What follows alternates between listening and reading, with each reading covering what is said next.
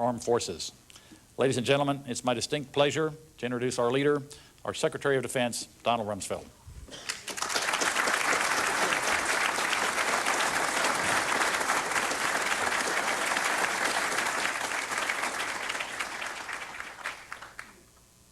Pete Aldrich, Service Secretaries, distinguished officials of the Department of Defense, General Myers, thank you very much for those kind words.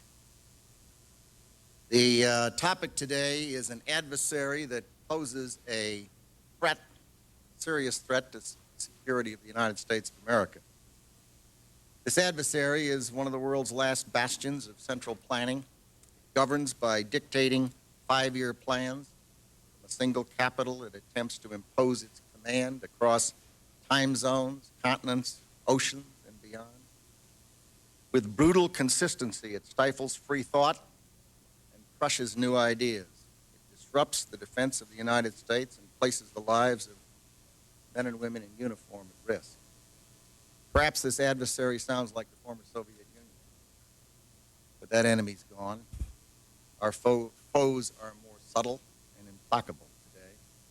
You may think I'm describing one of the last decrepit dictators of the world, but their day too is almost past, and they cannot match the strength or size of this adversary.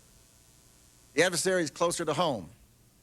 It's the Pentagon bureaucracy, not the people, but the processes. Not the civilians, but the systems. Not the men and women in uniform, but the uniformity of thought and action that we too often impose on them. In this building, despite the era of scarce resources, taxed by mounting threats, money disappears into duplicative duties, bloated bureaucracy, not because of greed, but gridlock. Innovation is stifled not by ill intent, but by institutional inertia. Just as we must transform America's military capability to meet changing threats, we must transform the way the department works and what it works on.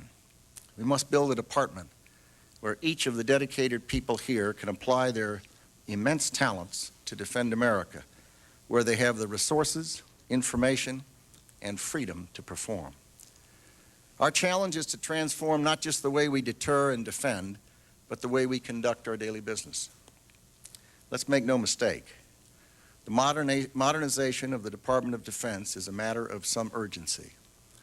In fact, it could be said that it's a matter of life and death, ultimately, every American's.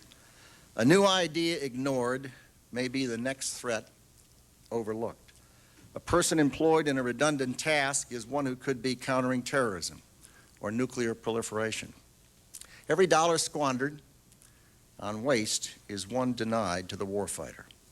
That's why we're here today, challenging us all to wage an all-out campaign to shift Pentagon's resources from bureaucracy to the battlefield, from tail to the tooth. We know the adversary, we know the threat, and with the same firmness of purpose that any effort against a determined adversary demands, we must get at it and stay at it. Some might ask, how in the world could the Secretary of Defense attack the Pentagon in front of its people? To them I reply, I have no desire to attack the Pentagon.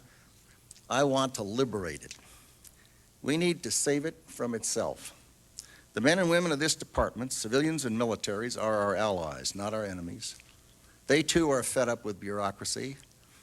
They too live with frustrations. I hear it every day. And I'll bet a dollar to a dime that they too want to fix it. In fact, I bet they even know how to fix it. And if asked, we'll get about the task of fixing it. And I'm asking. They know the taxpayers deserve better.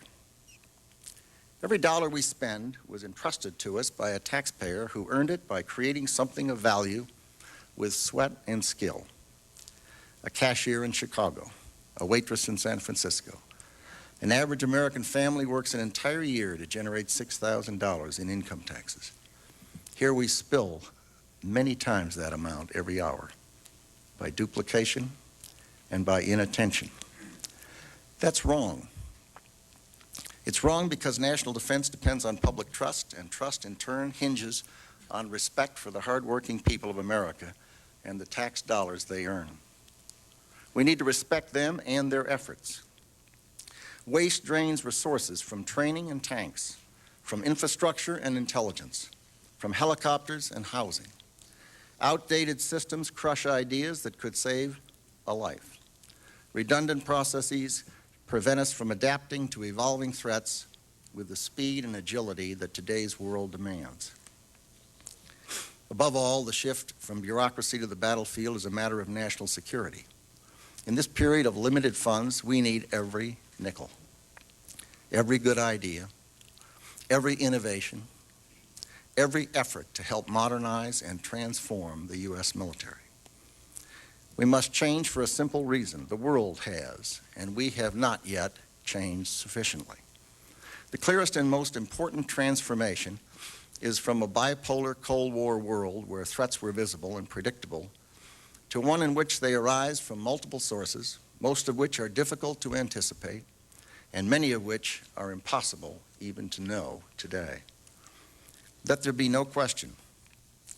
The 2.7 million people who wear our country's uniform, active, Guard, and Reserve, and the close to 700,000 more who support them in civilian attire, comprise the finest military in the history of the world. They stand ready to face down any threat, anytime, anywhere. But we must do more. We must develop and build weapons to deter those new threats. We must rebuild our infrastructure, which is in a very serious state of disrepair. And we must assure that the noble cause of military service remains the high calling that will attract the very best. All this costs money. It costs more than we have. It demands agility, more than today's bureaucracy allows. And that means we must recognize another transformation, the revolution in management, technology, and business practices. Successful modern businesses are leaner and less hierarchical than ever before. They reward innovation and they share information. They have to be nimble in the face of rapid change or they die. Business enterprises die if they fail to adapt. And the fact that they can fail and die is what provides the incentive to survive. But governments can't die. So we need to find other incentives for bureaucracy to adapt and improve. The technology revolution has transformed organizations across the private sector. But not ours, not fully, not yet.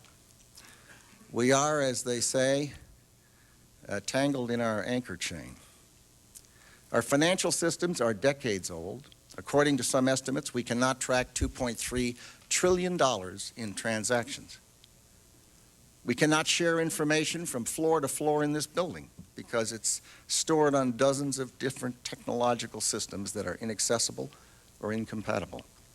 We maintain 20 to 25% more base infrastructure than we need to support our forces, at an annual waste to taxpayers of some $3 to $4 billion. Fully half of our resources go to infrastructure and overhead.